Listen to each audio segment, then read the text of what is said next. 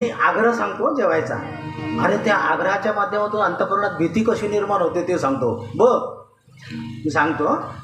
पाल्याला होतो पाल्याला आणि पाल्याला होतं मला खूप आग्रह करायचे लोक. तुम्हाला सांगू हे लोक फार प्रेमळ हो, भावनाप्रधान. आणि लोक सगळी भावनाप्रधान असतात. आपण त्यांच्यासोबत खेळायचं, त्यांच्या भावनेशी खेळायचं का त्यांच्यासाठी वळायचं हे ज्याचं त्याने ठरवायचं, नाही का.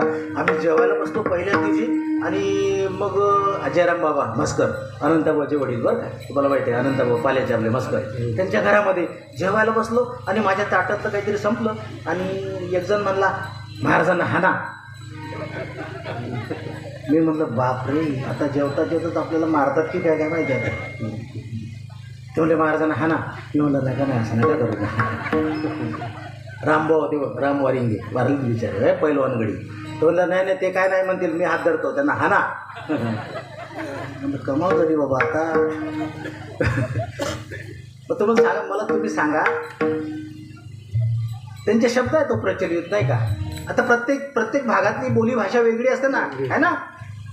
हाना म्हणजे आना. काहीतरी संपलं होतं ताटातलं, ते म्हणले महाराजांना हाना. मी म्हणलं आता हे लोक नक्कीच आपल्याला हाणतात, पण मी जेवायलाच कशाला बसवलं, मनात लागलो, नाही का.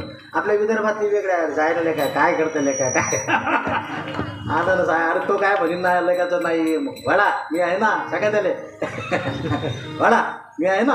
म्हणजे खानदेशातली बघा, अरे भाऊ तू काय नाही म्हणतोस रे, अरे वाढणार आहे त्याला. म्हणजे प्रत्येक विभागातली भाषा वेगळी असते ना. मग मी त्यांना विनंती केली, म्हटलं असं करा ना, जेवल्यानंतर हाना ना, आता नका हानी म्हणजे जेवल्यानंतर हाना. ते पण हसायला लागले. मग त्यांच्या लक्षात आलं, अरे यांना काही समजलं नाही वाटलं, नाही. मला सांगा, त्यांनी हाना शब्द उच्चारला म्हणून मला दुःख, का हाना शब्दाचा अर्थ मला समजला नाही म्हणून दुःख. संसार आहे म्हणून दुःख, का संसाराचा अर्थ समजत नाही म्हणून दुःख.